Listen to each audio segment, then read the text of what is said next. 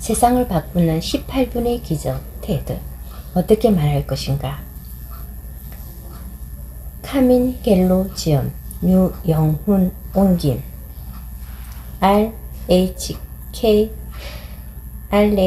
코리아 출판사. 어떻게 말할 것인가? 구글, 인텔, HP, 코카콜라의 커뮤니케이션 코치 카민 갤로가 공개하는 테드 명 강연의 성공 비법. 21세기에는 생각이 돈이다. 그런데 자신의 생각을 놀랍도록 잘 전달하는 이들이 있다. 오늘날 사회에서 그들의 언변은 세간의 평판과 영향력을 높이는 데 큰 역할을 한다. 훌륭한 대화에 담긴 담찬 사상은 큰 영감을 주며 새로운 생각을 효과적으로 끌어 전달하면 세상을 바꿀 수도 있다. 그러니 세계 최고의 경영자들이 공통적으로 지닌 바로 그 기술을 안다면 당신도 세상을 바꿀 수 있다. 비밀은 세계적으로 명성이 자자한 어떤 강연회에 있다. 테드는 기술, 엔터테인먼트, 디자인의 줄임말로 세계 최고의 강연을 인터넷에 무료로 공개한다.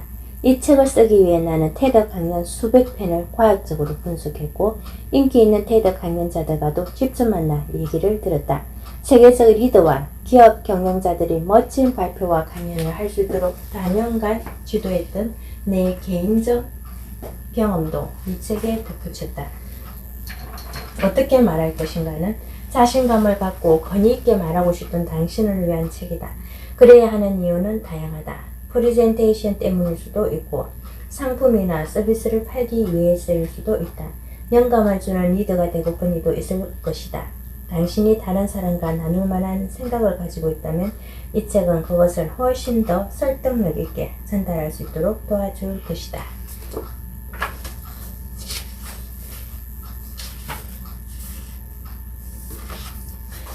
이 책에 쏟아진 찬사. 어떻게 말할 것인가는 놀라운 프레젠테이션 비법을 알려주는 똑똑하고 실용적인 책이다. 이 책은 발표하는 기술에 대한 단순한 설명으로 끝나지 않는다. 무엇이 당신의 마음을 움직이는지, 당신의 비전이 어떻게 타인의 마음을 움직이는지 깊은 이해와 통찰을 안겨준다. 데니얼 핑거, 뉴욕타임스 베스트셀러 1위, 파는 것이 인간이다. 드라이브 저자. 훌륭한 테드 강연 사례들을 통해 교훈과 통찰을 준다. 나아가 당신을 더 나은 발표자로 만들어주는 꼭 필요한 책이다. 가이 가와사키, 애플의 전세절 마케트이자 가이 가와사키의 시장을 지배하는 마케팅 저자. 당신과 당신이 바라는 바를 가장 잘 전달할 방법을 알고 싶다면 이 책을 읽어라. 세상에서 가장 뛰어난 강연자들의 비법을 손에 넣을 것. 댄 쇼베, 뉴욕타임스 베스트셀러 자신을 홍보하라. 나만의 브랜드를 창조하라 저자. 영감을 주고 동기를 주어라.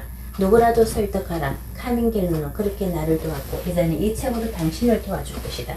성공은 결국 자신의 비전과 생각과 제안을 얼마나 잘 말하느냐에 달렸다. 전문가처럼 말하는 방법을 배워라. 데런 하디, 석세서의 출판인 겸 편집 고문. 갤로는 이 책에서 마법을 보여준다. 세상에서 가장 뛰어난 강연들이 정확히 어떤 이유로 그렇게 뛰어난지 알려주며 이야기와 통찰과 열정으로 비밀을 공개한다. 그들의 비법을 당신의 프레젠테이션에 적용하라. 사람들은 당신의 이야기를 듣고 싶어 할 것이다. 댄 루안, 생각을 쇼하라. 그림으로 말하라 저자. 현실감이고 설득력이 있다. 어떻게 말해야 상대에게 먹히는지, 어떻게 하면 프레젠테이션을 망치는지를 최신 내과학 연구로 설명하는 책이다. 포춘. 스티브 잡스 프레젠테이션의 비밀을 쓴 카민 갤로는 의사소통 전문가로서 테드 강연의 역동적 무대를 통해 효과적인 발표와 강연의 비밀을 밝혀냈다. 그 결과 스토리텔링에 초점을 맞춘 힘있는 역작이 탄생했다. 이 책에는 테드 강연의 다양한 사례들이 등장하는데 그 중에는 빌 게이츠 같은 유명 인사의 강연도 있다. 타인과의 소통에서 성공하고 싶은 사람이라면 누구에게나 유용한 책이다. 퍼블리셔스 위클리. 이 책은 긍정적으로 생각하고 예리를 보여주라는 식의 식상한 내용을 벗어나 있다. 그보다는 프레젠테이션 수준 향상을 위한 구체적 기술과 전술에 초점을 맞추며 이런 비밀 뒤에 놓인 과학을 설명한다. 또한 이 책은 실제로 해야 할 것과 하지 말아야 할 것을 잘 알려주면서 가치 있는 통찰도 한아름 안겨준다. 당신도 이 책을 읽고 무대에 올라 청중을 사로잡기 바란다. 사람들에게 기억에 남는 이야기, 설득력 있는 이야기를 하기 바란다. 석세서. 하밍갤러의 이 책을 주목하지 않을 수 없다. 많은 것을 배울 수 있는 책이다. 이제 내 발표와 강연도 짧게 가져가고 털도 다시 짜야겠다는 생각이 든다. INC. 훌륭한 발표자나 강연자가 되고 싶은 사람들에게 필요한 것들을 이야기 쉽게 설명한다. 충분한 연구와 조사를 통해 가장 최근의 최고 사례들만 실었다. 매니지먼트 투데이. 프레젠테이션의 대가로 거듭나 극적인 구성과 활기찬 발표를 하도록 돕는 강력한 도구다. 커커스 리뷰. 끝내준다. 프레젠테이션을 준비하는 사람에게 적절한 조언과 격려를 해준다. 테드 강의를 즐겨보는 테드 팬들에게도 즐거운 선물이 될 것이다. 블리스터. 머릿말. 새로운 생각은 21세기의 화폐다. 저는 학습하는 기계이며 이곳은 배우는 장소입니다. 토니 로빈슨. 테드 2006. 21세기에는 생각의 돈이다. 그런데 자신의 생각을 놀랍도록 잘 전달하는 이들이 있다. 오늘날 사회에서 그들의 언변은 세간의 평통과 영향력을 높이는 데 큰 역할을 한다. 훌륭한 대화에 담긴 담찬 사상은 큰 영감을 주며 새로운 생각을 효과적으로 꾸려 전달하며 세상을 바꿀 수도 있다. 그러니 세계 최고의 강연자들이 공통적으로 지닌 바로 그 기술을 한다면 당신도 세상을 바꿀 수 있다. 그들의 발표를 듣고 있노라면 나도 모르게 탄성이 나온다. 그 비밀을 알면 누구나 듣는 이에게서 탄성이 나오게 할 수 있을까? 물론이다. 비밀은 세계적으로 명성이 자자한 어떤 강연회에 있다. 테드는 기술, 엔터테인먼트, 디자인의 줄임말로 세계 최고의 강연을 인터넷에 무료로 공개한다. 이 책을 쓰기 위해 나는 테드 강연 수백 편을 과학적으로 분석했고 인기 있는 테드 강연자들과도 직접 만나 얘기를 들었다. 그리고 세계적 리더와 기업 경영자들이 멋진 발표와 강연을 할 수 있도록 다년간 지도했던 내 개인적 경험도 이 책에 덧붙였다. 어떻게 말할 것인가는 자신감을 갖고 권위 있게 말하고 싶은 당신을 위한 책이다. 그래야 하는 이유는 다양하다. 프리젠테이션 때문일 수도 있고 상품이나 서비스를 팔기 위해서일 수도 있다. 영감을 주는 리더가 되고픈 이도 있을 것이다. 당신이 다른 사람과 나눌 만한 생각을 가지고 있다면 이 책은 그것을 훨씬 더 설득력 있게 전달할 수 있도록 도와줄 것이다. 2012년 3월 인권 변호사 브라이언 스티븐슨이 캘리포니아 롱비치에서 열린 연례 테드 강연의 연단에 올랐다. 청중은 1000명 정도였다. 스티븐슨은 테드 강연 역사상 가장 긴 기립박수를 받았고 온라인에서 그의 강연 동영상은 200만 건에 육박하는 조회수를 기록했다. 스티븐슨은 강연하는 18분 동안 듣는 이의 머리와 가슴을 파고들며 그들의 넋을 빼앗았다. 머리와 가슴의 조합은 효과 만점이었다. 그날 참석자들은 스티븐스의 비영리 단체 사법평등을 위한 변호사 모임에 도합 100만 달러를 기부했다. 강연 1분당 5만 5천 달러가 넘는 돈이 모인 셈이다. 스티븐스는 파워포인트 강연을 하지 않았다. 시각 자료도 슬라이드도 무대 소품도 쓰지 않았다. 그날 그는 오직 이야기의 힘에만 의존했다. 물론 인기 있는 테드 강연자 중에는 서술 기법의 파워포인트로 방점을 찍는 방식을 선호하는 이들도 있다. 2011년 3월 데이비드 크리스천 교수 같은 경우는 눈이 즐거운 슬라이드와 흥미로운 시각 자료로 채워진 매혹적인 테드 강연을 했다. 130억 년 역사를 18분 동안 다루는 크리스천의 강연 동영상 조회수는 100만 건을 넘겼다. 그 후 그는 학교에서 거대사를 가르치는 운동을 시작했다. 거대사를 통해 학생들은 세계가 어떻게 진화했고 우주에서 어떻게 지금의 자리에 있게 되었는지를 배운다. 크리스천과 스티븐스의 강연은 서로 다른 형식을 추구했다.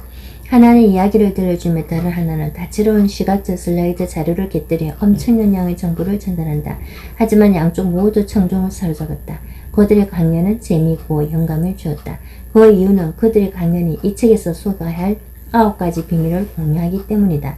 그들은 설득의 과학과 기술을 알고 있다. 나는 테드 강연을 500편 넘게 150시간 분량 이상 분석했고 성공적인 테드 강연자들과 직접 대화를 나누었다.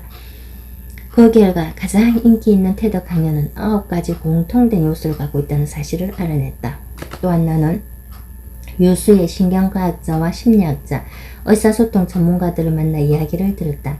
9가지 요소의 기저에 깔린 원리들이 어떻게 작용하는지 더 자세히 알고 싶어서였다. 가장 중요한 점은 일단 그들의 비밀을 배우고 나면 이를 응용해서 다음번에 발표 등의 이야기를 할 때 확 달라질 수 있다는 것이다. 나 역시 이런 기술을 수년간 많은 사람들에게 알려왔다. 내가 발표와 강연을 도운 CEO와 사업가 리더들 중에는 우리가 알고 있는 일상적인 제품을 발명했거나 그 회사를 운영하는 사람도 많았다. 당신이 실제 테드 무대에 설 일은 10중 8구 없을 것이다. 하지만 비즈니스에서 성공하기를 원한다면 테드 무대에 버금가는 프레젠테이션을 할 필요가 있다. 즉, 대담하고 신선하며 동시대적이면서도 눈을 뗄 수 없는 방식으로 상대의 마음을 사로잡는 프레젠테이션을 해야 한다. 널리 알릴 가치가 있는 생각. 테드 강연회는 1984년 리처드 솔워먼이 시작했다. 처음에는 일회성 행사였지만 6년 후 캘리포니아 몬테리어에서 나흘간의 강연회로 재탄생했다. 참석자들은 $475를 내고 기술, 엔터테인먼트, 디자인 줄여서 TED의 다양한 주제를 다루는 강연을 들었다. 기술 잡지를 발행하던 크리스 앤더슨이 2001년에 이 강연회에 대한 권리를 사들였고 2009년에 캘리포니아 롱비치로 장소를 이전했다. 2014년부터는 캐나다 밴쿠버에서 운영하기 시작했다. 자라나는 국제적 관심을 반영한 조치였다. 2005년까지 테드는 1년에 한 번 열리는 행사였다. 나흘간 50명의 강연자가 18분짜리 강연을 했다. 그러다 2005년에 앤더슨이 테드 글로벌이라는 자매 강연회를 추가하며 전 세계로 발을 뻗기 시작했고 2009년에는 제3자인 다양한 공동체가 허가를 얻어 그들 나름의 테스 행사를 조직할 수 있도록 했다. 3년도 안 돼 전 세계에서 1만 6천여가 넘는 테스 강연이 이루어졌다. 어느 날에는 130개국 이상에서 매일 5지역별로 테스 행사가 열린다.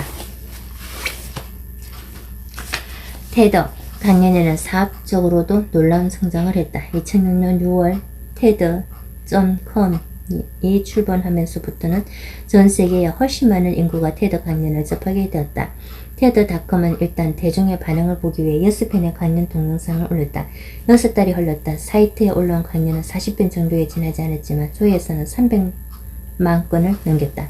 세상 사람들은 호감 가는 방식으로 제시되는 위대한 생각에 굶주려 있었다.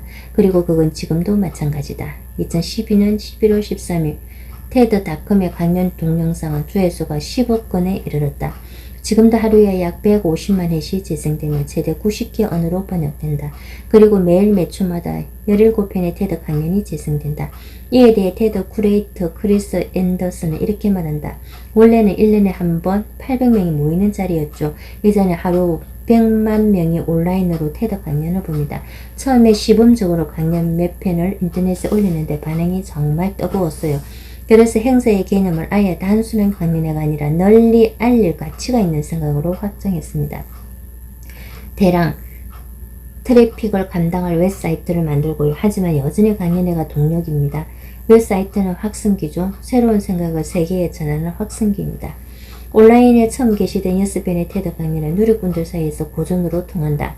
테드의 애착을 갖고 강연을 챙겨보는 이들을 테드 스터디라고 한다. 강연자는 엘 고어, 교육학자인 켄 로빈슨 겸 자기개발 강사 토니 로빈스 등이었다.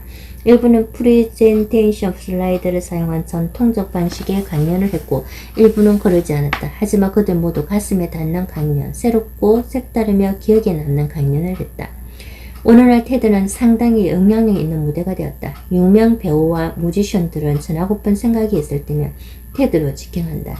영화 아르고를 감독한 벤 애플렉도 아카데미 작품상을 받은 후 며칠 뒤에 롱비치의 테드 무대의 모습을 드러냈다. 그는 콩고에서의 작업에 대해 이야기했다. 앞서 그 주에 U2의 보컬 보노도 전 세계 빈곤 대치 운동의 성공에 관한 강연을 했다. 자신이 생각 있는 사람임을 알고 싶은 유명인은 테드 무대에 오른다. 페이스북의 COO 최고 운영 책임자인 셀린 샌드버거는 직장 여성을 주제로 테드 강연을 했다. 그 동영상에 테드닷컴에서 컨닝기를 걸자 리인을 썼고 이 책은 베스트셀러가 되었다. 테드 강연은 사람들이 세상을 보는 방식을 바꾸었다. 그리고 예술과 디자인, 비즈니스, 교육, 건강, 과학, 기술, 본 세계적 문제 등의 분야에서 운동을 시작하는 도약대가 되었다. 다큐멘터리 영화 감독 데프니 주니그는 2006년 강연회에 참여했다. 그녀는 테드를 가리켜 정신을 위한 태양의 서커스 같은 장소에서 세계 최고의 사학가와 디자이너, 과학자, 예술가들이 새롭고 놀라운 생각을 드러내는 모임이라고 묘사했다. 그녀는 세상에 이런 자리는 없다고 말한다. 배움과 열정과 영감의 나으리죠. 지적인 자극을 받습니다. 하지만 머리로 이해한 생각이 마음도 울릴 줄은 정말 몰랐어요. 오프라 윈프리는 더 간결하게 정리했다. 테드는 뛰어난 사람들이 다른 뛰어난 사람들의 생각을 듣기 위해 가는 곳입니다. 스티븐 잡스 프레젠테이션의 비밀. 나는 테드 강연을 분석하는 특별한 작업을 한다.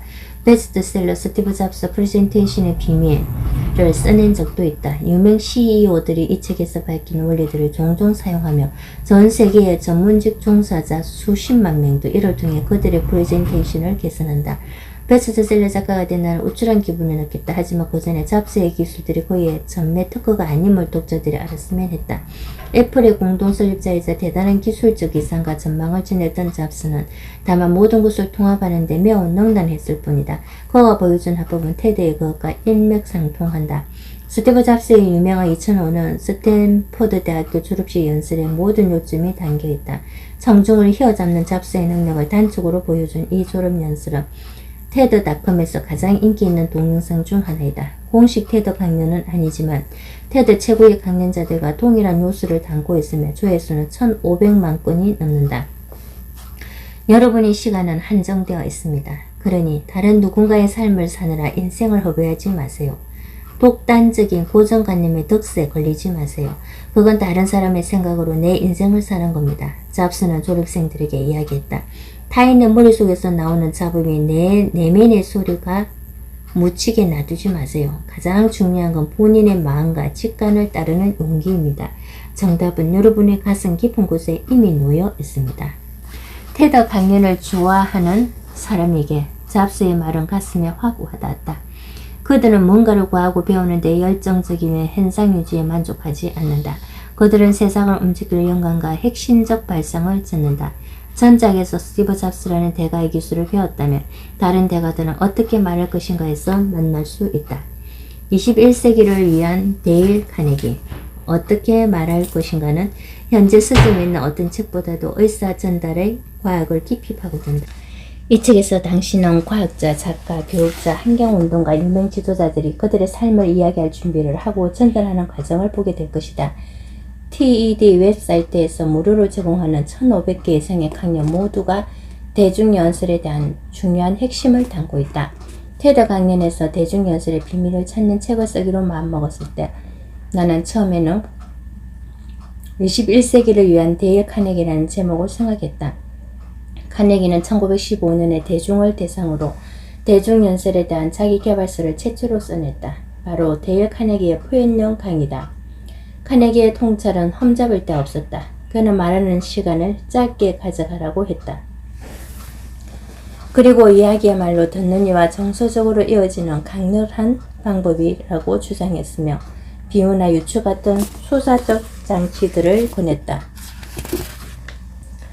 당시는 파워포인트가 개발되기 70년, 80년 전으로 카네기는 그때부터 시각적 보조제를 권했던 것이다. 그는 사람들의 마음을 움직이기 위한 열정과 연습, 강렬한 전달의 중요성을 알고 있었다. 1915년에 카네기가 추진했던 모든 것은 지금까지도 효과적인 의사전달의 기초로 남아있다. 카네기의 통찰은 옳았다. 하지만 그에게는 현대적인 장비가 없었다. 오늘날 과학자들은 기능적 자기 공명 영상을 사용해서 사람의 두뇌를 촬영한다. 그래서 말을 한다거나 듣는 것 같은 특정한 활동을 할 때 뇌에서 정확히 어떤 위치가 활성화되는지를 관찰한다. 과학자들은 이런 기술을 비롯해 현대과학이 발명해낸 여러가지 도구를 가지고 의사소통 분야 연구에서 장족의 발전을 이뤄냈다. 이 책에 실린 비밀들 역시 세계 최고의 석학들이 밝히는 최신 과학 연구 결과에 바탕을 두고 있다. 한마디로 검증되었다는 이야기다. 열정은 전염되는가? 이야기는 말하는 이의 정신과 듣는 이의 정신을 실제로 동기화할 수 있는가? 18분 강연이 60분짜리 강연을 능가하는 이유는 무엇인가? 청중에게 모기를 날려보낸 빌 게이츠의 동영상에 사람들은 왜 반응했는가? 이 질문들에 대한 답을 이 책에서 찾을 수 있을 것이다. 한편 카네기에는 대중 연설의 기술에서 가장 유용한 도구인 인터넷이 없었다. 인터넷은 카네기 사후 40년까지도 상용화되지 않았다. 지금은 초고속 인터넷 덕분에 누구나 테드닷컴의 동영상을 시청하고 세계적 인사들이 풀어내는 그들의 일생일대의 강연을 들을 수 있다. 하지만 그들의 강연을 시청하기에 앞서 이 책에서 소개하는 9가지 비밀을 먼저 살펴보고 인기 있는 테드 강연자들의 대담을 읽은 후 그 뒤에 있는 과학적 원리를 이해하는 것이 중요하다. 그런 다음 테드닷컴으로 들어가서 이 기술들이 사용된 강연 동영상들을 확인하면 훨씬 도움이 될 것이다. 우리는 모두 영업 중이다. 인기 있는 테드 강연자들은 새로운 생각의 바다에서도 돋보이는 강연을 한다. 데니얼 핑크는 하는 것이 인간이라서 좋든 싫든 우리는 모두 판매 영업을 하고 있다고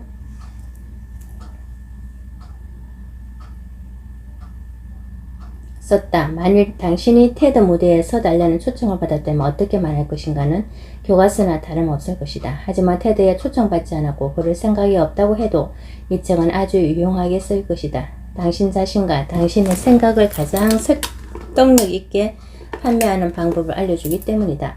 그것도 기대 이상으로 말이다. 이 책은 청중에게 영감을 주었던 모든 강연의 공통된 요소들을 어떻게 체득하는지 알려준다. 그리고 당신을 리더로 뛰어난 합법의 소유자로 탈바꿈시켜 줄 것이다. 한 가지 기억할 것이 있다. 아무리 위대한 생각을 품었다고 해도 상대방에게 영감을 줄 수 없다면 그것은 무의미하다. 생각은 오직 그 생각이 전달되어 만들어내는 행동만큼 유의미하다. 어떻게 말할 것인가는 세 파트로 나뉘어 있다. 각 파트마다 영감을 주는 강연의 세 가지 요소를 하나씩 다룰 것이다. 사람들의 마음을 끄는 강연은 다음과 같은 특징을 갖는다. 가슴에 와닿는다. 그들은 가슴을 울린다. 새롭고 색다르다. 그들은 새로운 뭔가를 가르친다. 기억에 남는다.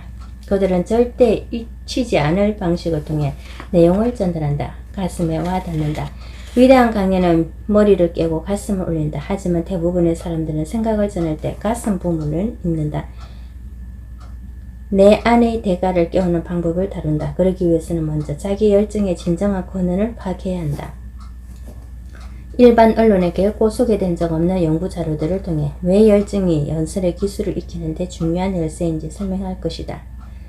ES는 스토리텔링 기법을 다룰 것이다. 이야기는 듣는 이의 감정이입을 돕는다. 여기서도 최신의 연구 결과를 통해 이야기가 화자의 정신과 청자의 정신을 어떻게 동기화하는지 보여줄 것이다. 당신이 했던 어떤 경험보다도 훨씬 깊고 의미있게 연결될 수 있는 스토리텔링을 다룬다. 3원 테드 강연에서 볼 수 있는 진실되고 자연스러운 신체 언어 및 말 전달에 관한 내용을 다룬다. 빼어난 테드 강연자들은 많은 청중 앞에서도 마치 개인적인 대화를 나누듯 자연스럽게 말한다. 어떤 강연자는 강연 예행 연습에 무려 200시간을 할애하기도 한다. 이 장에서는 그들의 연습 방식을 소개하고 이를 통해 자신의 존재감을 키워주면서 더 편안하고도 강렬한 인상을 남기는 생각을 전달하는 기술을 배울 것이다. 새롭고 색다르다. 내가 만난 신경과학자들은 새로움과 색다름이야말로 사람들의 주의를 끄는 가장 효과적인 방법이라고 주장한다. 유튜브의 트렌드 매니저 케빈 엘로파는 한 테드 강연에서 요즘은 매 분마다 이틀 분량의 동영상이 업로드 된다며 정말 특별하고 독창적인 것만이 눈에 띈다고 말했다.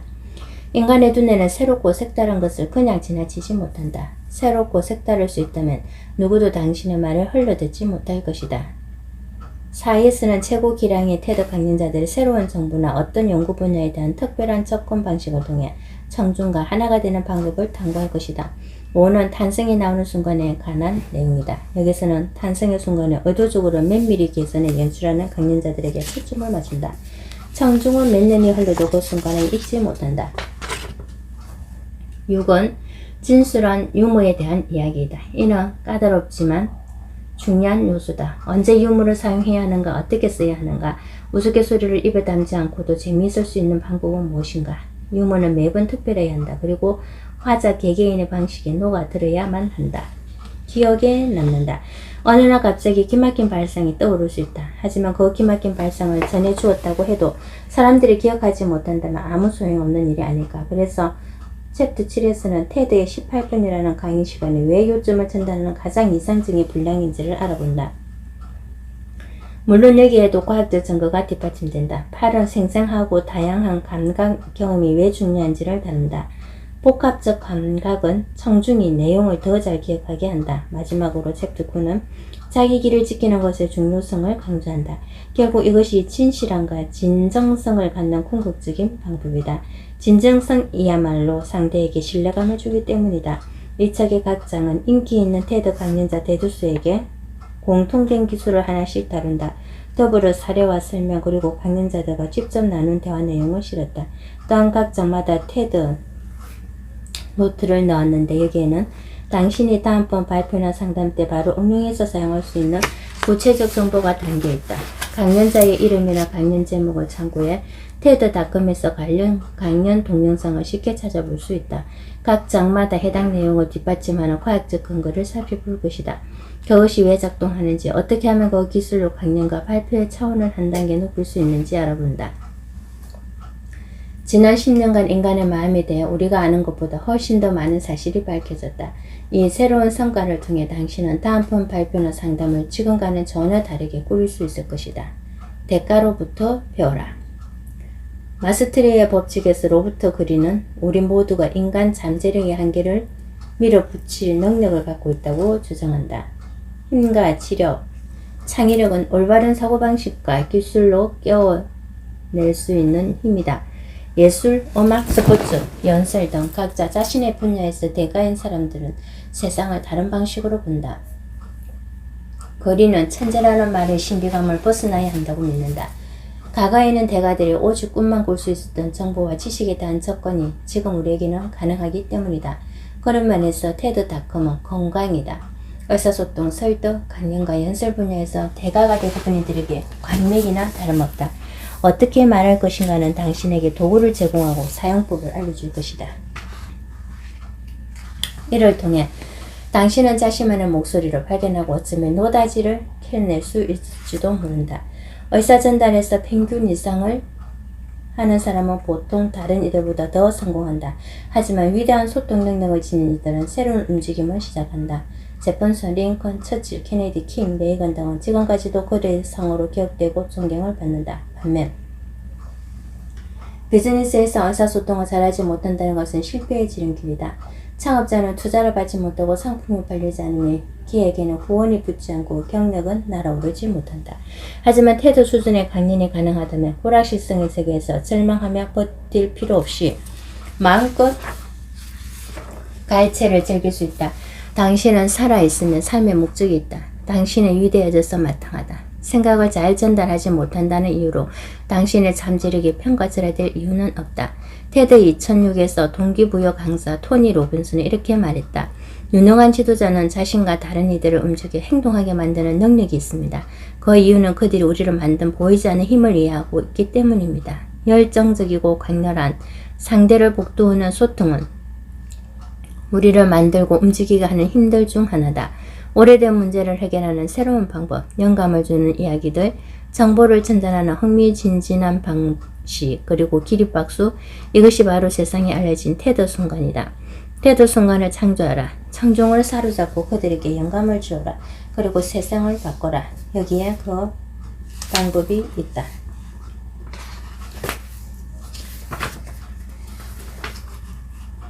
내 안의 대가를 깨워라. 열정이야말로 당신의 재능을 가장 잘 표현하도록 도와줍니다.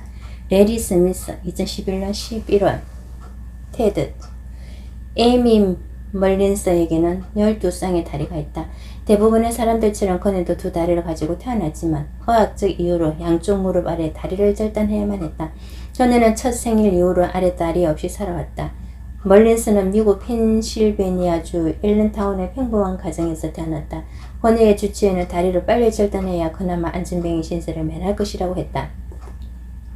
아기였던 멀린스는 의사결정에 참여할 수 없었다. 하지만 그녀는 자라나면서 스스로 장애인이기를 거부했다. 그녀는 의족을 창작했고 이로써 일반 사람들은 꿈만 꿀 수 있는 슈퍼파워를 갖게 되었다고 생각했다.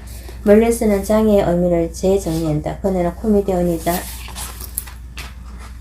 방송인인 스티븐 콜베어의 TV 토크쇼에 출연해서 다른 여배우들의 가슴에는 자기 몸 전체에 있는 것보다 더 많은 보형물이 들어있을 거라며 이렇게 말했다. 그렇다고 우리가 할리우드 여배우를 장애인이라고 하지는 않잖아요.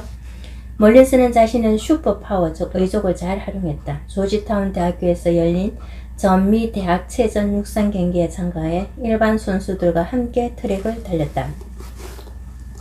1999년 장애인 올림픽 육상 경기에서는 세계 신기록을 3개나 깼다. 그리고 패션 모델과 영화배우가 되어 미국 연예주간지 피플이 선정한 올해의 가장 아름다운 인물 50명의 안에 들기도 했다. 키 165cm의 멀린스는 2009년 185cm의 키로 테드 무대에 섰다. 그날 강연을 위해 그녀가 스스로 선택한 키였다. 멀린스는 매번 상황에 맞춰 적합한 다리를 고른다. 맨해튼 거리를 걸을 때는 기능성 좋은 의족을 끼고 파티나 행사에 참석할 때는 스타일에 신경 쓴 의족을 사용한다. 테드 강연을 발판 삼아 다음 10년의 인생 계획을 세웠습니다. 라고 멀린스는 말한다. 그녀는 테드 강연을 통해 장애인을 지닌 사람을 바라보는 사회적 인식을 근본적으로 바꾸는 대화를 시작했다고 믿는다. 이에 영감을 받은 핵심가와 디자이너 예술가들은 창의적이면서도 마치 살아있는 듯한 의족을 제작해냈다. 원래 의료용 인공 보조물과는 전혀 상관없는 삶을 살던 이들이었다. 모자람을 극복한다는 이야기가 아닙니다. 잠재력을 이야기하는 겁니다.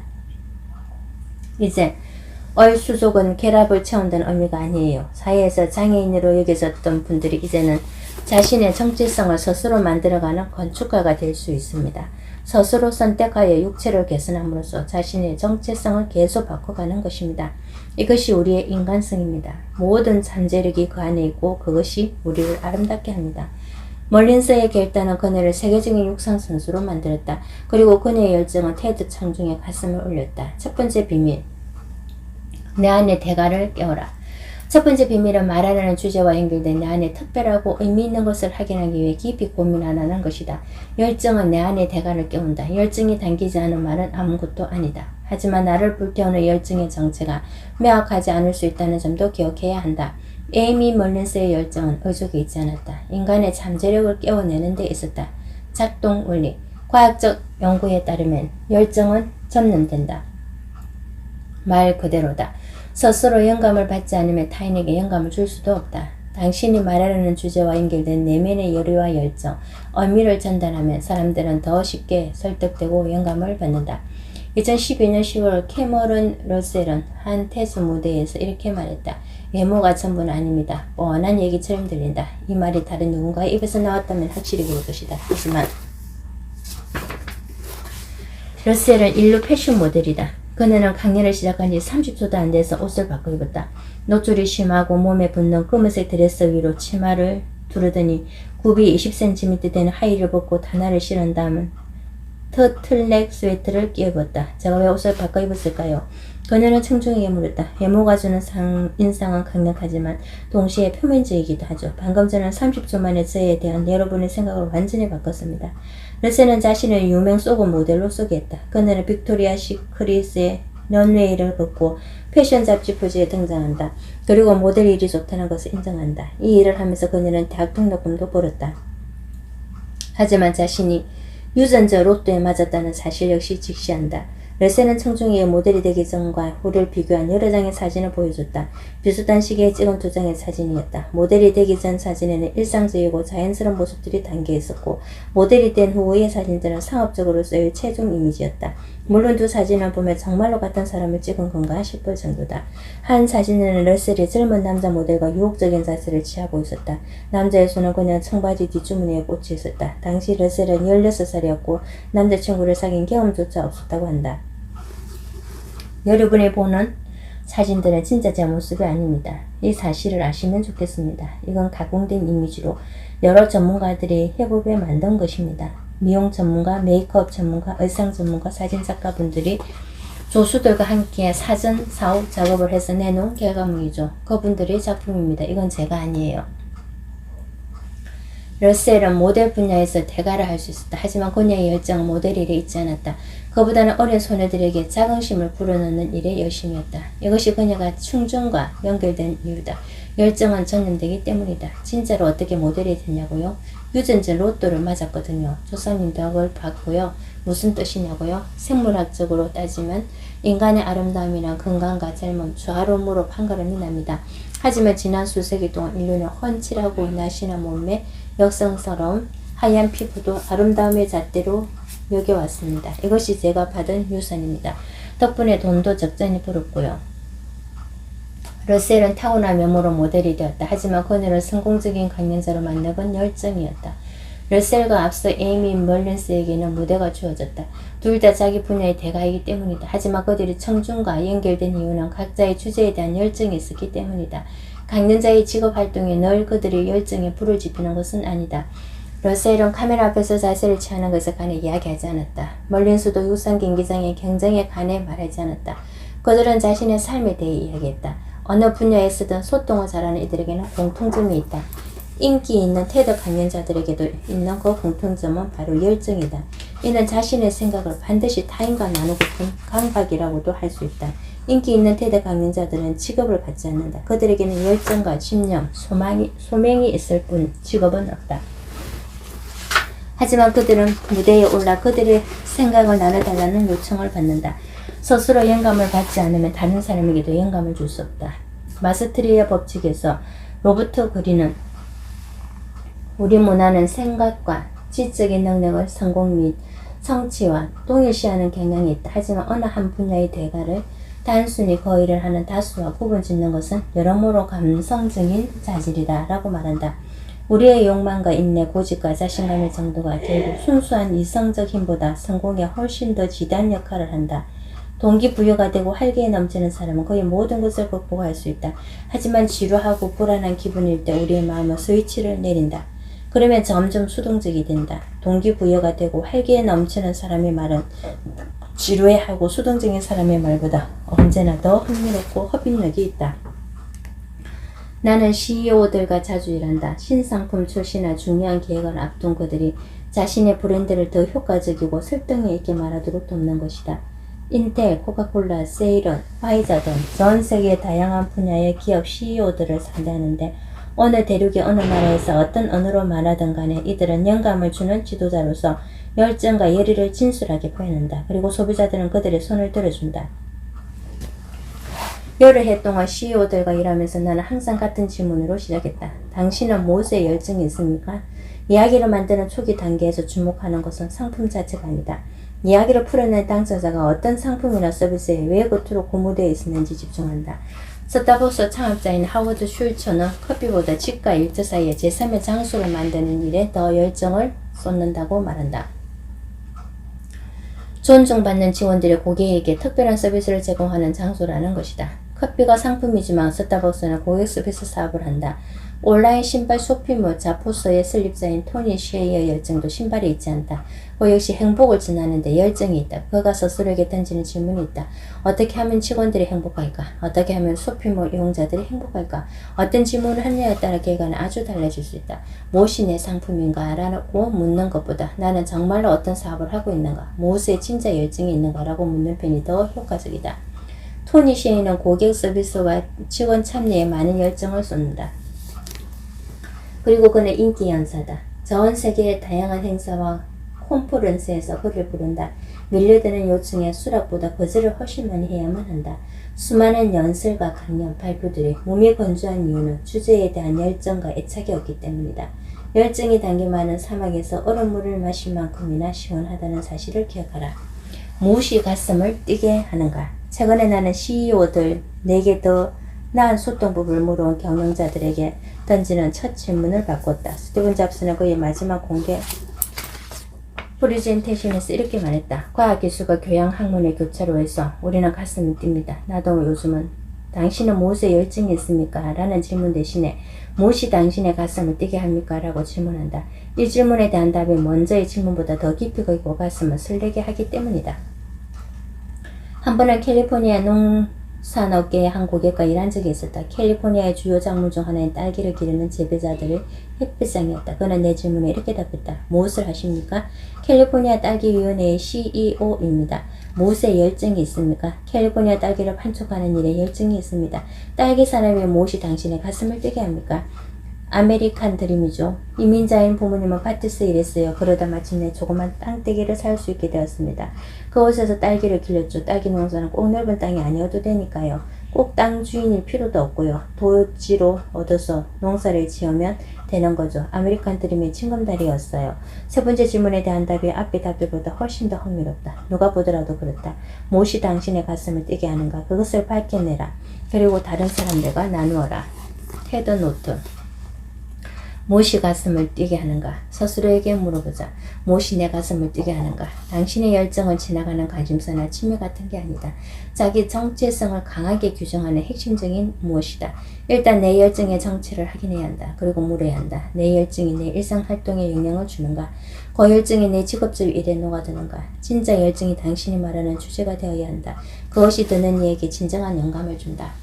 당신도 행복한 사람이 될 수 있다. 마티웨 리카르는 세상에서 가장 행복한 사람이다. 그는 이 사실에 썩 마음에 들지 않는다. 2004년 리카르는 테드 무대에서 행복의 습관을 전하기 위해 네팔 카트만두의 셰천 수도원에서 캘리포니아 몬테리로 왔다. 리카르에 따르면 행복은 깊은 수준의 평온함과 충만감이다. 그의 마음 상태가 그렇다. 그는 단지 삶이 만족스러운 게 아니다. 정말로 행복하다. 이것은 과학적으로 측정할 수 있는 수치를 넘어선 행복이다.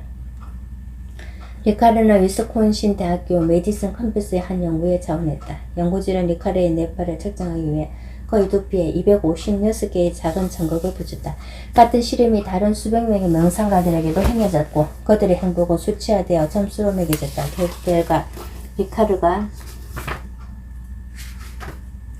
받은 점수는 그냥 평균 이상 정도가 아니었다. 연구진은 기존의 신경과학 자료 어디에서도 비슷한 사례 숫자 찾을 수 없었다. 리카르의 두뇌 분석 결과는 다음과 같았다. 두뇌의 좌측 전전 두엽이 우측에 비해 과도한 활동을 해서 행복 수용력을 비정상적으로 확대하며 부정적 성향을 줄인다. 리카르는 세상에서 가장 행복한 사람이라는 꼴을 보고 마음에 들지 않는 눈치다. 실은 누구나 행복할 수 있습니다. 행복은 올바른 곳에서 찾아야 합니다. 지혜와 연민과 이타적 마음을 오래도록 길러내야 진정한 행복이 올 수 있습니다. 또 정오와 탐욕과 무지 같은 정신적 독소를 완벽히 제거해야 합니다.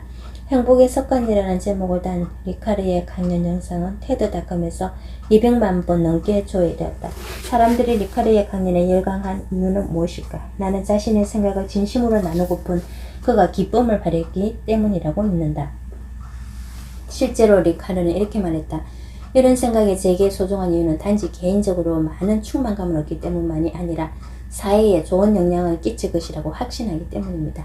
터키 전의 연민과 이타적 마음이 사치가 아니라 현대사회가 직면한 문제들을 해결하기 위해 꼭 필요한 것임을 보여주고 싶은 열정이 있습니다. 그래서 강연이나 연설을 요청받으면 제 생각을 전할 좋은 기회다 싶어 기꺼이 수락합니다. 성공적인 연사들은 자신의 생각을 빨리 나누고 싶어한다.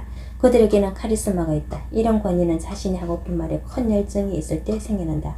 카리스마 있는 연사는 기쁨과 열정을 바란다. 경험을 나누는 기쁨.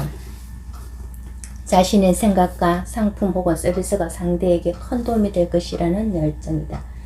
리카르는 이렇게 말한다. 소통의 가장 좋은 방법은 우선 내가 가진 동기의 질을 살피는 겁니다. 동기가 이기적인지 이타적인지 겨냥하는 대상이 소수인지 다수인지 단기적으로 좋은지 장기적으로 좋은지를 따져봅니다. 일단 동기가 분명하면 소통은 쉽게 풀립니다. 당신이 말하려는 동기가 청중과 열정을 나누는 데 있을 때 놀랍게도 많은 사람들 앞에서 덜 떨리는 자신을 발견할 것이다. 회사에서 아주 중요한 발표를 할 때도 마찬가지다. 나는 리카르에게 어떻게 청중 앞에서 그렇게 차분하고 편안한 태도를 유지할 수 있느냐고 물었다. 그는 누구나 마음먹기에 따라 기쁨과 축복, 행복의 기분을 느낄 수 있다고 믿는다. 모든 답은 동기에 있다. 만일 목표가 상품 판매나 본인의 위상을 높이는다고 했다면 결코 듣는 이와 이어질 수 없다. 그리고 스스로 엄청난 압박감을 느낀다. 하지만 듣는 이가 더 나은 삶을 사는 데 도움이 되는 정보를 제공한다는 이타적인 목표라면 그들과 더 깊게 교감할 수 있고 말하는 자신도 더 편해진다. 리카르는 이렇게 말한다. 제 생각을 나눌 수 있어서 아주 기쁩니다. 하지만 한 개인으로서 저는 잃을 것도 얻을 것도 없어요. 제 겉모습은 어떻든 상관없습니다. 뚫어야 할 사업적 거래도 없어요. 깊은 인상을 주려고 노력해야 할 사람도 없습니다. 그저 몇 마디 할 수 있어 한없이 기쁠 뿐입니다. 마음을 바꾸는 힘을 우리가 대체로 과소평가하고 있다는 사실을 전하는 것 말이죠. 내 열정의 대상을 확인하라. 자신의 일에서 행복과 열정을 느끼지 못한다면 멋진 경력은 물 건너 갔다고 봐야 한다. 그리고 멋진 경력으로 멋진 삶을 살지 못한다면 자신의 생각을 말하기도 더 힘들어진다. 경력과 행복 그리고 상대에게 영감을 주는 능력이 결국 하나로 이어지는 이유도 이 때문이다. 캐나다 월트룰 대학교의 경제학 교수 레리 스미스도 성공적 경력이라는 주제를 파고든다. 그는 요즘 대학생들이 실망스럽다. 종종 화가 나기도 한다. 대부분의 대학생들이 돈과 지위 같은 잘못된 이유로 경력을 쫓기 때문이다. 스미스는 그들이 결코 멋진 경력을 갖지 못할 것이라고 본다. 멋진 경력을 갖는 유일한 방법은 자신이 사랑하는 일을 하는 것이기 때문이다. 스미스는 이런 실망감을 마음에 담고 테스 무대에 올랐다. 하지만 강연은 영감과 열정과 유머가 있었다. 강연 제목은 멋진 경력을 갖지 못하는 이유였다. 나는 스미스를 만나 그의 테드 강연이 무척 인기가 많다고 말했다. 동영상 조회수 200만 건을 넘어섰을 때였다. 실로 놀라운 반응이었다. 스미스는 제자들의 요청으로 무대에 섰다고 했다. 그의 수업은 보통 3시간 정도 있는데 1월 18분의 강연으로 압축하는 것은 쉽지 않은 일이었다. 하지만 스미스는 30년간 억눌려왔던 마음을 무대에서 성공적으로 풀어냈다.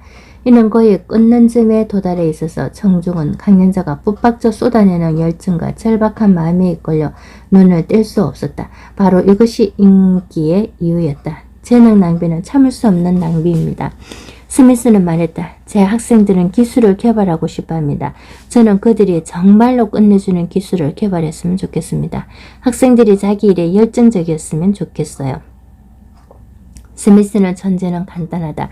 나쁜 일자리는 없다. 스트레스 많고 피를 빨리고 영혼이 망가지는 그런 일자리 말이다. 물론 좋은 일자리도 많다. 하지만 그 중간은 사실상 없다.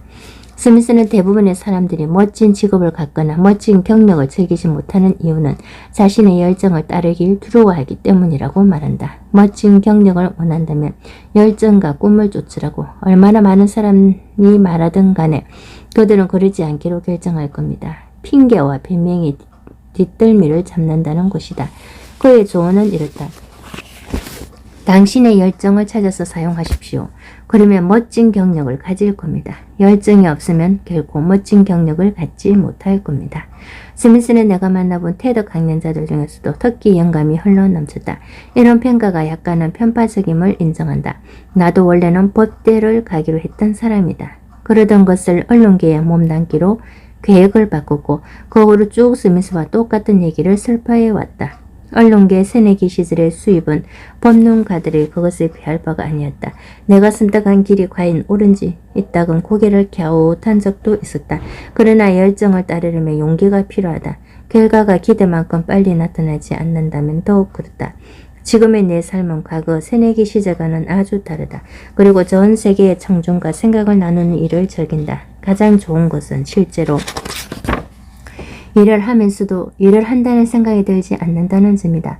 글을 쓰고 강연을 보고 그 바탕이 되는 과학을 공부하고 유명 강연자들과 만나 대화를 나누고 그들의 생각을 전하는 일은 내게는 즐거운 경험이다. 무엇보다 나는 자신의 일을 즐기는 사람이 대중 강연에서도 최고인 경우가 많다는 사실을 배웠다. 열정을 따르세요. 내 사랑의 대상을 꼭 확인하세요. 여러분이 정말로 누구인지를요. 그럴 수 있는 용기를 가지세요. 자신의 꿈을 쫓는 용기가 누구에게나 필요하다고 믿어요. 오프라 윈프리. 스미스는 테스 강연에서 스티브 잡스의 유명한 2005년 스탠포드 대학교 졸업식 연설을 언급했다. 잡스는 졸업생들에게 자신이 정말로 좋아하는 길을 따르라고 격려했다. 여러분의 인생에서 이제 일은 커다란 부분을 차지할 겁니다. 여기서 진정한 만족을 얻는 유일한 방법은 스스로 훌륭한 일이라고 믿는 일을 하는 거죠. 아직 그걸 찾지 못했다면 계속 눈여겨보십시오. 안주하지 말고요. 찾으면 마음이 알려줄 거예요. 그리고 시간이 지나면서 정말 확신이 될 겁니다. 훌륭한 인간관계가 그런 것처럼 말이죠. 그러니 보일 때까지 찾아보세요. 안주하지 말고요. 잡스의 말에 스미스도 고개를 끄덕인다. 하지만 이런 조언을 한 귀로 듣고 한 귀로 흘리는 사람이 많다고 생각한다. 잡스의 스탠퍼드 졸업식 연설 동영상을 얼마나 많은 사람이 봤습니까? 하지만 여전히 행동하지는 않죠. 스미스는 테드 무대에서 말했다. 사람들은 열정을 쫓기를 두려워합니다. 바보처럼 보기 싫은 거죠. 도전을 두려워합니다. 실패할까봐 그런 겁니다. 나는 언론과 저술, 강연, 의사소통 분야에서 25년을 보냈다. 그래서 망설임 없이 말할 수 있다. 가장 많은 영감을 주는 강연은 레리 스미스와 에미스 몰리슨 같은 열정적인 이들의 강연이다. 앞으로 살펴볼 강연자들도 대부분 비슷하다. 그들은 경험과 열정적 헌신의 깊은 우물을 나눈다. 생각을 나누어 다른 이들의 성공을 돕기 위해서다. 테드 노트, 행복을 선택해 받아들여라.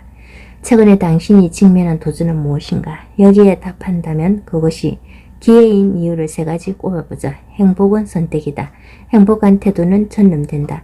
당신의 마음 상태는 듣는 이가 당신을 받아들이는 방식에 긍정적인 영향을 끼친다. 마티웨 리카르는 이렇게 말했다. 자연 상태에서 사람의 마음은 완벽합니다. 부정적인 생각이 이를 왜곡하는 거죠. 희망과 자신감을 불어넣을 필요가 있습니다.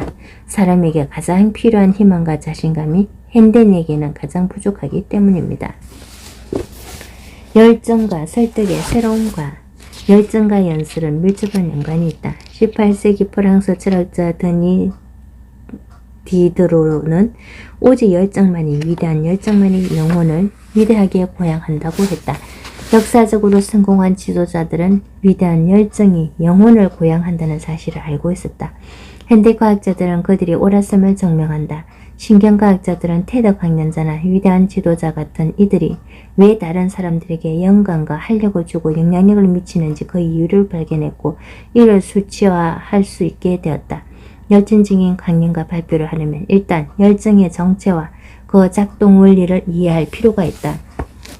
뉴욕 페이스 대학교의 경영학 교수인 멀리사 카드는 10년 동안 열정에 대한 연구에 열정을 바쳤다. 그녀는 유명 대학의 동료 연구자 4명과 공동으로 사업적 열정의 본성과 경험이라는 획기적인 연구 결과를 발표했다. 그 내용은 열정이 사업가에게 대단히 중대한 역할을 한다는 것이다. 하나만 살펴보자. 열정은 사람을 정열적으로 만들며 목표에 더 헌신하게 만든다. 하지만 열정은 훨씬 더 많은 일을 한다.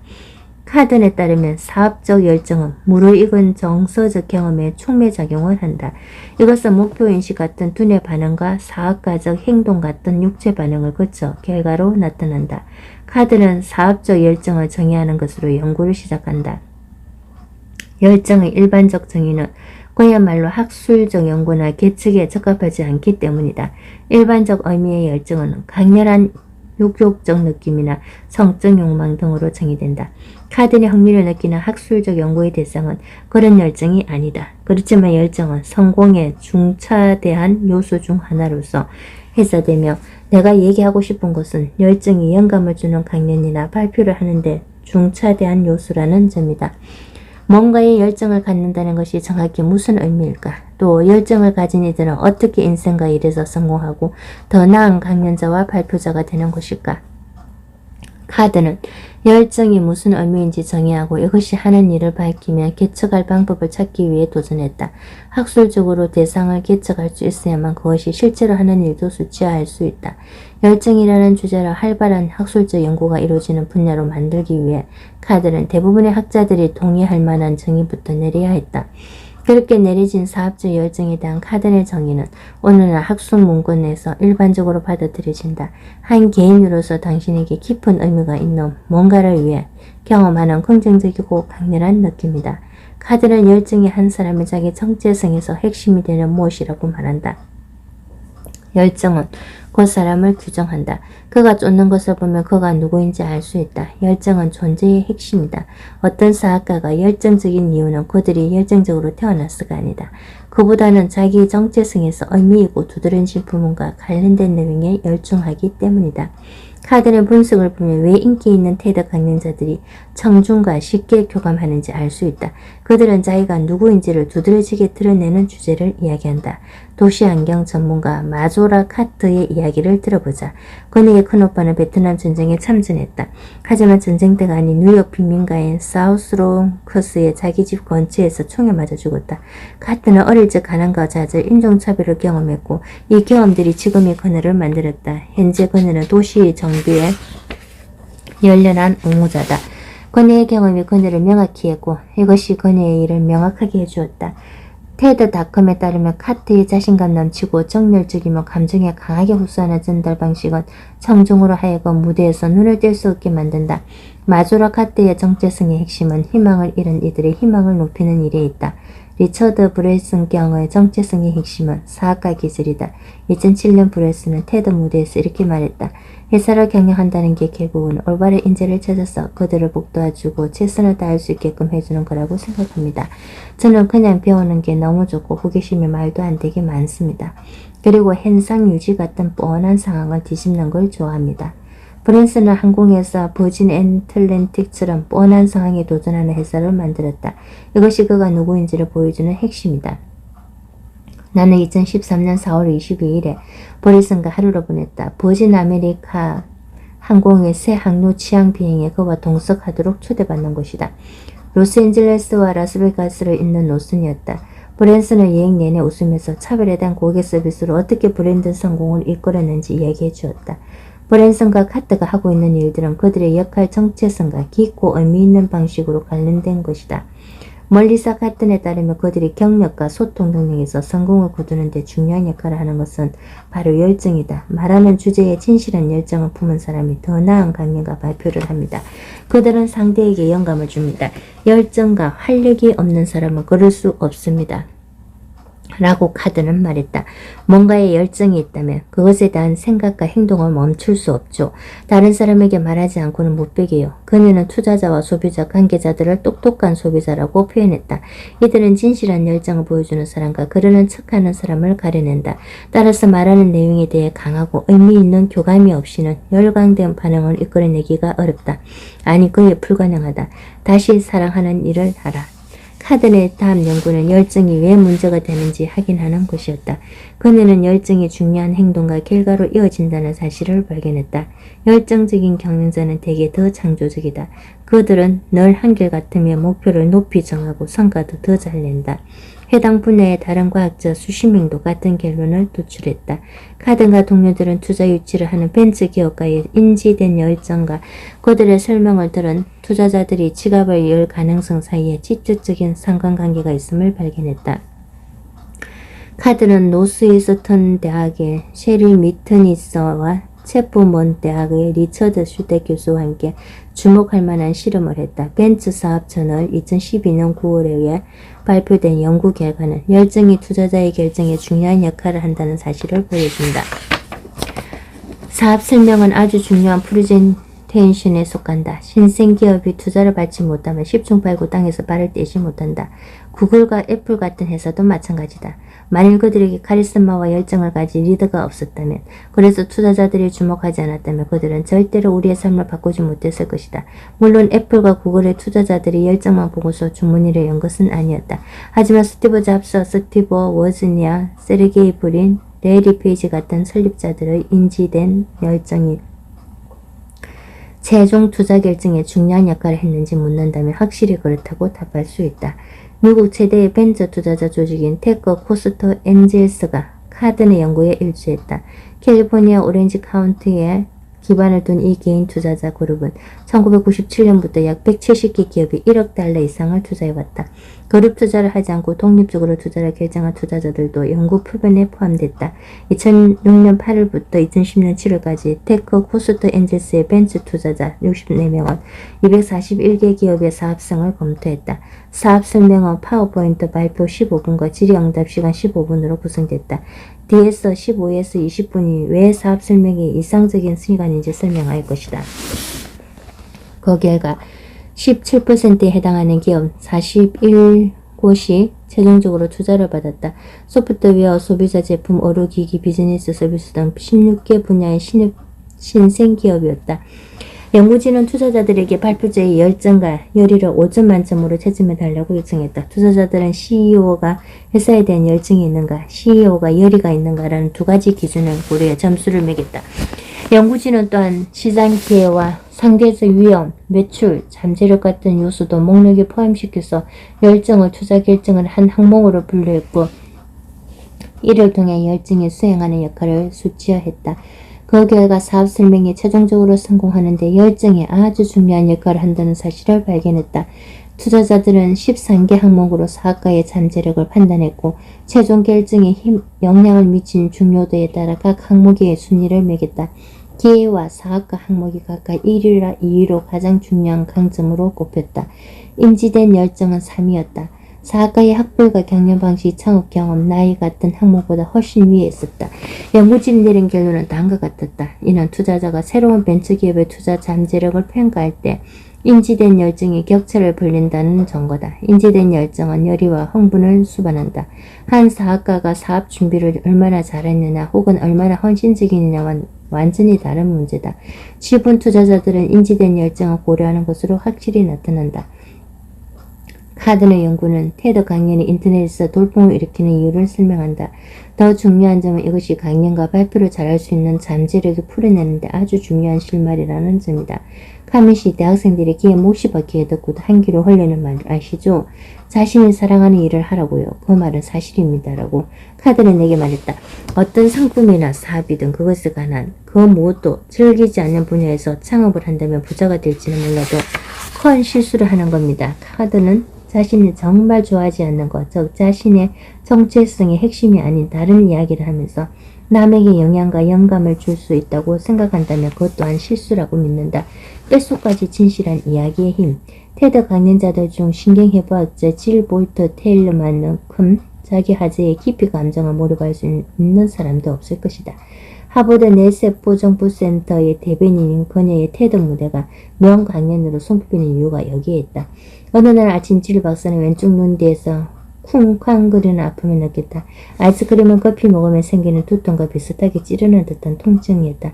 아이스크림은 커피 먹었을 때처럼 별일이 아니었다면 좋았겠지만 불행히도 두통은 점점 심해졌다.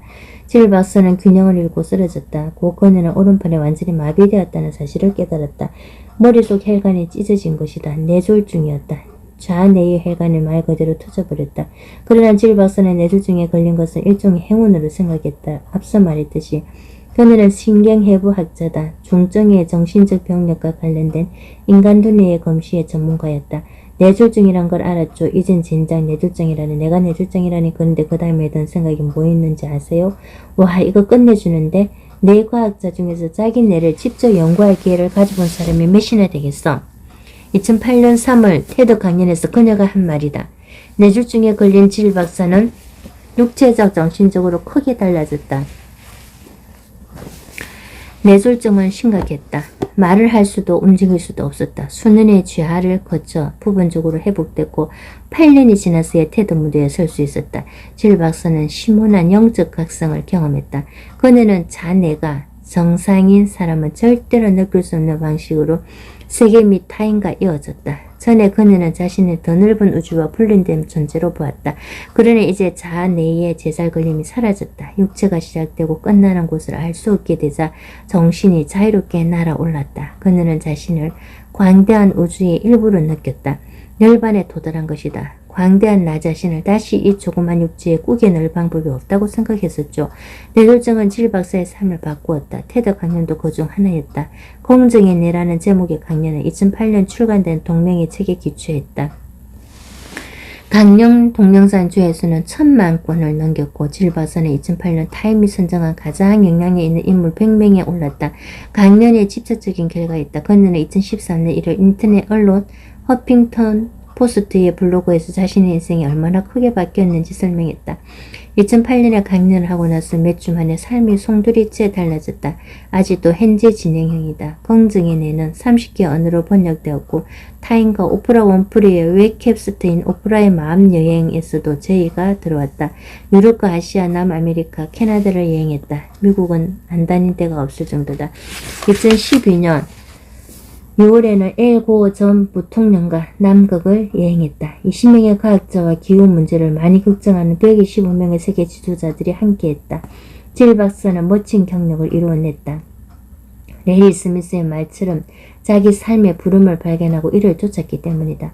그 끔찍한 일을 겪기 한참 전부터 말이다. 아니, 오히려 그 일로 그녀는 영감을 주는 강연자가 되었다.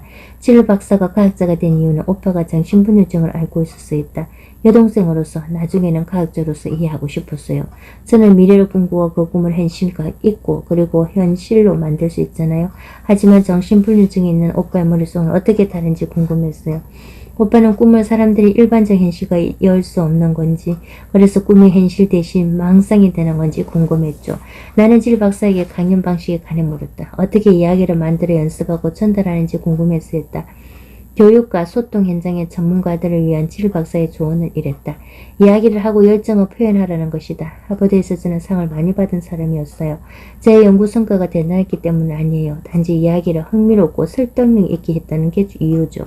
또 그건 세세한 부분까지 제 이야기였고요. 질 박사가 말하는 주제는 자신의 내면과 깊이 이어져 있다. 그렇기 때문에 열정으로 청중을 끌어당기며 소통할 수 있다. 이것은 궁극적으로 듣는 이가 세상을 보는 방식을 바꾼다. 당신도 자신이 말하고자 하는 주제가 흥미롭고 재미있게 느껴진다면, 멋지게 느껴진다면 아마 듣는 이도 10중 8구 그렇게 생각할 것이다. 말을 할수록 똑똑해지는 두뇌. 과학자들은 신경 가소성, 사람이 연습을 통해 특정 능력을 향상시키려 할 때 그 능력에 더 많은 내피지를 할당하는 뇌의 작용, 축구 연습을 많이 할수록 실력이 느는 것도 신경 가소성 덕분이다. 대한 연구를 통해 두뇌가 실제로 계속 성장하고 변한다는 사실을 밝혀내고 있다. 어떤 일을 집중력 있게 반복해서 하면 두뇌에 새롭고 더 강력한 신경 경로들이 실제로 생겨난다. 다시 말해 음악, 운동, 연설 등 어느 한 분야의 전문가가 되면 두뇌에서 해당 기술과 관련된 영역들이 실제로 커진다는 것이다. 누구나 반복해서 하면 그 일을 더 잘하게 됩니다. 미국 세인트루이스에 소재한 워싱턴 대학의 부교수 패스케일 미쉐린 박사의 말이다. 미쉐린은 택시 운전기사에게 음악가에 이르기까지 다양한 직종의 사람들을 대상으로 연구했다. 런던의 택시기사들은 버스기사들에 비해 두뇌 후부의 해마가 더 크다. 해마는 우리 뇌에서 길찾기에 사용되는 기술을 향상시키는 역할을 한다. 반대로 버스기사들은 해마가 발달하게 작용하지 않는 이유는 그들이 매일 같은 길을 운전하기 때문이다. 또 과학자들은 두뇌에서 음악 연주와 상관되는 해피질 부분, 운동 관련 영역들 및 전상두종과 하척두 하루 1시간 연습을 하는 전문 음악인에게서 가장 두드러지고 이에 비해 아마추어 음악인들은 중간 수준이며 음악을 하지 않는 일반인은 가장 미약하다는 사실을 발견했다. 즉 새로운 기술을 배우고 그 기술을 반복하다 보면 머릿속에서 새로운 경로들이 생긴다는 것이다. 미셸리는 열정이 있는 주제를 반복해서 말하는 사람에게서도 같은 결과가 나온다고 믿는다. 언어와 관련된 두뇌 영역이 있습니다. 생각을 조리 있게 말하고 설명하도록 돕는 영역이죠. 그것도 쓰면 쓸수록 더 활성화되고 능률적으로 바뀝니다. 강연이나 발표를 많이 하면 실제 뇌 구조가 변한다는 말입니다. 사람들 앞에서 말을 많이 할수록 두뇌의 언어 영역은 더 좋아집니다. 온라인에서 많은 인기를 누리는 테드 강연자들 같은 소통의 달인들은 자기가 말하는 주제에서 대가의 위치에 오른 이들이다. 목표를 쫓으면 많은 시간과 노력을 투자하고 헌신했기 때문이다. 열정은 그 길을 가게 해주는 연료다. 행복 바이러스의 비밀. 심리학자 하워드 프리드먼은 매우 애매한 대상을 연구한다. 그것은 바로 카리스마다. 카리스마는 열정과 밀접하게 묵히는 개념이다. 프리드먼은 나는 몇 살까지 살까? 에서 카리스마와 관련해 깜짝 놀랄만한 연구 결과를 들려준다.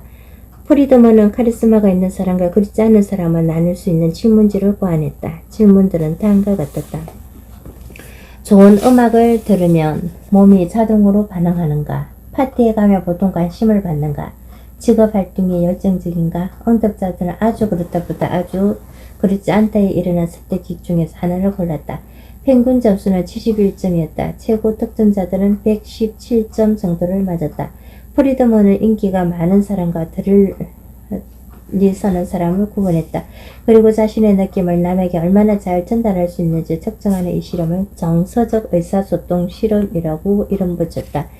프리드먼은 시험에서 아주 높은 점수를 받은 사람과 매우 낮은 점수를 받은 사람 수십 명을 골랐다. 그런 다음 그들에게 질문지를 주고 그 순간의 느낌을 물었다. 고득점자와 저득점자는 당시 한 방에 있었다. 대화는 못하게 하고 같은 공간에 2분간 놔두었다. 2분이 지난 뒤 그들은 기운을 묻는 또 다른 질문지를 받았다.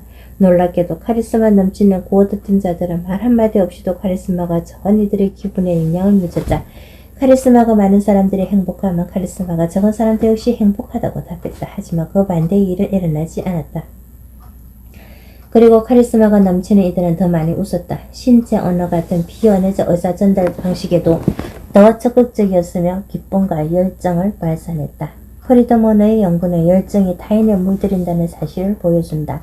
정서적으로 소통하지 않는 뻣뻣하게 앉아 눈도 잘 안 마주치고 손짓도 없는 사람들은 카리스마가 많은 이들만큼 타인에게 영향을 주거나 설득력의 영향을 받고 있지 않았다.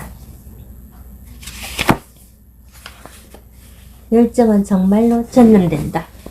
미국의 사상가 래프 와일더 에머슨은 이렇게 말했다. 위대한 일이 열의 없이 이루어진 적은 없다.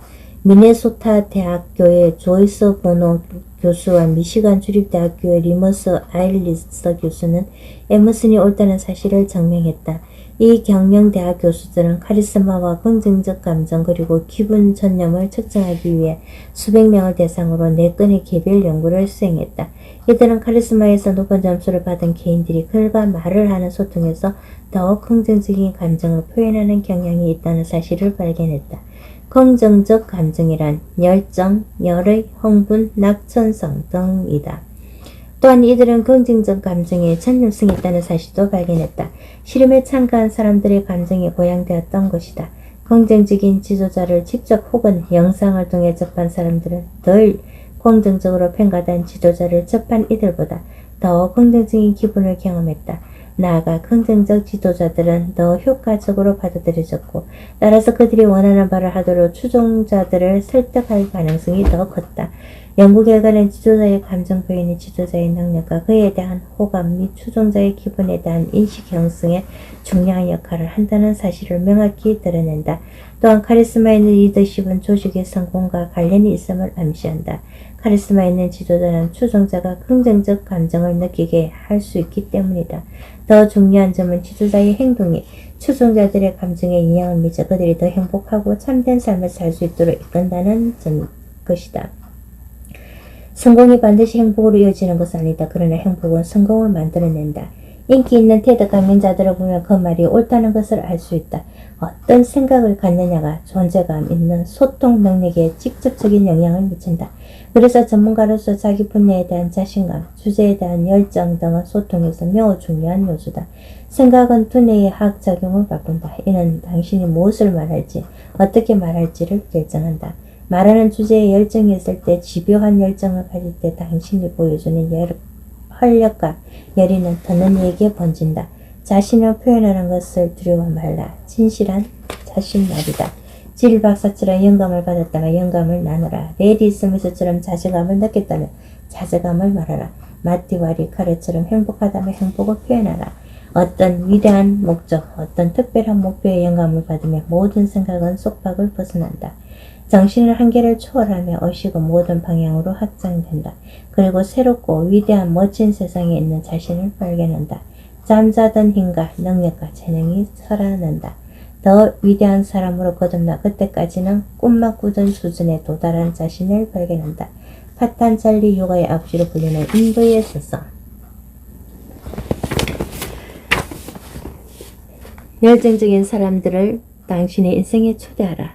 스타벅스 설립자 하버드 슐츠는 이렇게 말했다. 공통된 목적을 가지고 열정을 함께 나누는 사람들에게 둘러싸여 있다면 세상에 못할 일이 없죠. 열정을 하게 하는 게 가장 먼저다. 그리고 동료와 고객, 당신 인생의 여러 사람들과 그 열정을 나누고 표현해야 한다. 당신에게 동기를 부여한 것에 대해 이야기하라. 가장 중요한 건 당신과 열정을 나눌 다른 이들과 관계를 맺는 것이다. 지도자는 사람을 뽑을 때 열정을 중요하게 본다. 리처드 브랜슨은 버진 마인드를 지닌 사람들 중 많이 웃고 긍정적이며 열의가 있는 사람을 고용한다. 그렇기 때문에 그들은 소통도 잘한다.